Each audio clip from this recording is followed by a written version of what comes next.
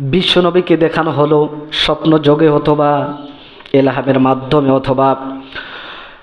অথবা ওহীর মাধ্যমে বিশ্বনবীকে জানাই দেওয়া হলো আগেকার জামান নবী রাসূলদের কত বয়স ছিল, কতদিন পর্যন্ত তারা জীবিত ছিল। বনী ইসরাইল জাতিরা, সেই লোকেরা, বনী ইসরাইল গোত্রের লোকেরা কতদিন পর্যন্ত জীবিত ছিল। রাসূল সাল্লাল্লাহু আলাইহি ওয়াসাল্লামকে যখন জানাই দেওয়া হলো আমিরুন নাস ফাকান্নাহা তাফাখু আন্নাহু তাকসার, বিশ্বনবীকে যখন এই কথাটা তার কাছে প্রকাশ করা হলো, আল্লাহ রাসূল সাল্লাল্লাহু আলাইহি ওয়াসাল্লাম মনটা খারাপ হয়ে গেল। তাকাসুরা আমার উম্মতি, নবীর কাছে খুব কম মনে হলো, তার প্রিয় নবীর উম্মতের বয়স খুব কম মনে হলো। বিশ্বনবী চিন্তা করলেন বনী ইসরাইল গোত্রের লোকেরা, ওরা 1100 বছর, 1000 বছর, 700 বছর, 500 বছর পর্যন্ত তারা হায়াত পেয়েছে এবং স্বাভাবিকভাবে যারা মৃত্যুবরণ করেছে তারপরও 200-250 বছর পর্যন্ত তারা জীবিত ছিল এবং তারা অগণিত সময় ধরে তারা ইবাদত বندگی আল্লাহর কাজ করেছে, অনেক আমল করার সুযোগ পেয়েছে। কিন্তু আমার উম্মতেরা, এদের বয়স তো 60-70-এর মাঝামাঝি শেষ হয়ে যাবে। এরা তো তাদের আগের জামানার উম্মত, নবীর উম্মতদের চাইতে আমার উম্মতরা হায়াত কম পাবে এবং তারা আমল কম করবে। আর তারা অতিরিক্ত হায়াত পাওয়ার কারণে, আমল বেশি করার কারণে তারা তো অনেক আগে জান্নাতে চলে যাবে, আমার উম্মতের আগে তারা জান্নাতে চলে যাবে। বিশ্বনবীর মনটা খুব খারাপ হয়ে গেল। আমার সাহাবায়ে কেরামও এই কথা শোনার পরে মনটা খারাপ করলেন। বিশ্বনবী সাহাবায়ে কেরামদের দিকে তাকিয়ে তার দয়াদ্র প্রাণ ব্যথায় ব্যথাতুর হয়ে গেল। বিশ্বনবীর চোখ দিয়ে দরদর করে পানি পড়া শুরু করে দিল। তাফসীর ইবনে কাসিরের গ্রন্থের প্রণেতা তিনি বর্ণনা করেন, বিশ্বনবী যখন মনটা খারাপ করে যখন বসে আছেন, ওই সময় বিশ্বনবী চিন্তা করতেছেন 60-70 বছর আমার উম্মতেরা হায়াত পাবে, তার মধ্যে 15 বছর সে নাবালক থাকবে। দিনে 6 ঘন্টা তারা কি ঘুমে তাদের সময়টা চলে যাবে, অন্তত পক্ষে তারা প্রসাব পায়খানা খাওয়া দাওয়া ইত্যাদিতে আবার এদিকে সময়টা তারা নষ্ট করবে। নামাজ কালাম যদি 5 ওয়াক্ত নামাজ যদি তারা সঠিকভাবে পড়ে 1 থেকে 1.5 ঘন্টা অথবা 2.25 ঘন্টা 2 ঘন্টা সময় লাগে। এই 2 ঘন্টা সময় বাদে বাকি 22 ঘন্টা সময় ব্যক্তিগত কাজে তারা নষ্ট করবে। কতটুক তারা হায়াত পাবে আর কতটুক তারা নেক আমল করবে, কি হবে, এই কথা যখন ভাবতেছেন বিশ্ব নবীর সাথে সাথে বিশ্ব নবীর উপরে ফাতাহুল্লাহু সূরাতুল কদর।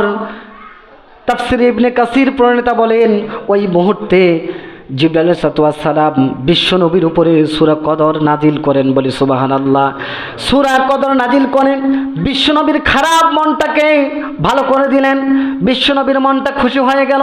জানাই দেওয়া হলো, ওগো নবী, আপনি যে বিষয়ে টেনশন করতেছেন, চিন্তা করতেছেন, চিন্তার কোনো কারণ নাই। আগের জামানার উম্মতেরা অনেক বয়স পেয়েছে, তারা হায়াত পেয়েছে, তারা অনেক ইবাদত বندگی করেছে, ঠিক আছে, কিন্তু আপনার উম্মতের প্রতি আল্লাহ সুবহানাহু ওয়া তাআলা এমন বিশেষ একটা রাত্রি, স্পেশাল একটা রাত্রি আজকে এই মুহূর্তে আপনার নবীর, আপনার উম্মতের প্রতি আল্লাহ সুবহানাহু ওয়া তাআলা দিয়েছেন যে এক রাত ইবাদত করলে 1000 মাস 1000 রাত ইবাদত করার চাইতেও বেশি সওয়াব তারা পেয়ে যাবে, বলি সুবহানাল্লাহ। সম্মানিত হাজিরিন, অন্য বর্ণনায় এসেছে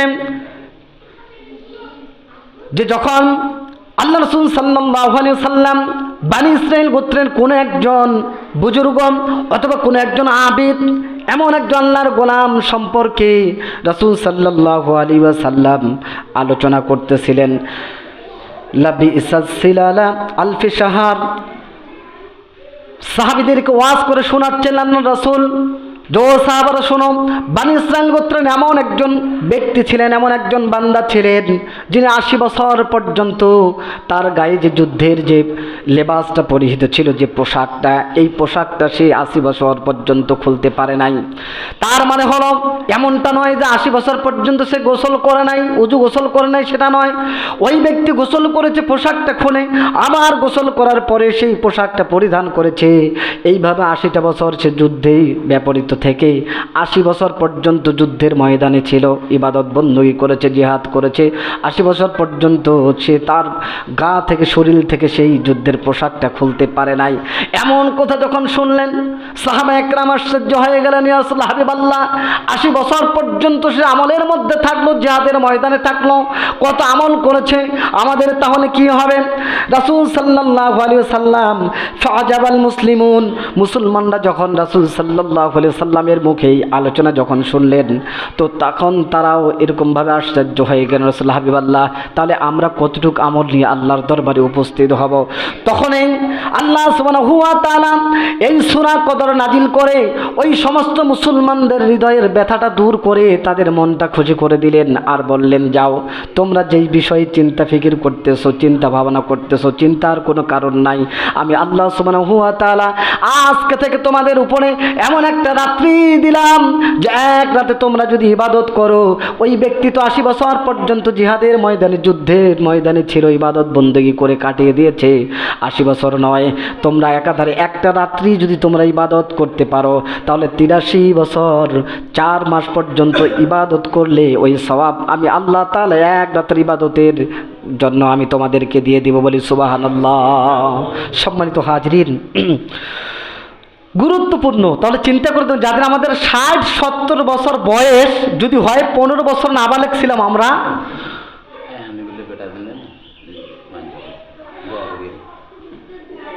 যদি কেউ 40 বছর পায় সময়, 15 বছর বাদ দেন, তারপরও 25 বছর, তাহলে 25 বছরে 25টা লাইলাতুল কদর সে পাওয়া সম্ভব না? যে 60 বছর বয়স পেয়েছে, 15 বছর বাদ দেন, সে 45 বছর পাওয়ার সম্ভাবনা আছে। এরকমভাবে 80 বছর যাদের বয়স আছে, তারপরও সে কি 65টা বছর, 65 বার লাইলাতুল কদর পাওয়ার সম্ভাবনা আছে। তাহলে ওই 80 বছর যারা একাধারে ইবাদত বন্দেগী করেছে, তাদের চাইতে কত বেশি বিশ্বনবীর উম্মতের মর্যাদা না? এই জন্য লাইলাতুল কদর আমাদের তালাশ করতে হবে। রমজান মাসের শেষ দশকের বিজোড় রাতগুলোতে আমরা যেন হেলায় খেলায় অবহেলায় যেন আমরা এই রাতগুলো যেন আমরা নষ্ট না করি। অন্তত পক্ষে হলো 2 রাকাত নামাজ পড়ে যেন আমরা আল্লাহর দরবারে চোখে দু ফোঁটা পানি ছেড়ে দিয়ে আমরা যেন মোনাজাত করে আল্লাহর কাছে আমাদের জীবনের সমস্ত গুনাহ খাতাগুলো যেন মাপ চেয়ে নিতে পারি। আল্লাহ আমাদের সকলকে তৌফিক দান করুক বলে আমিন।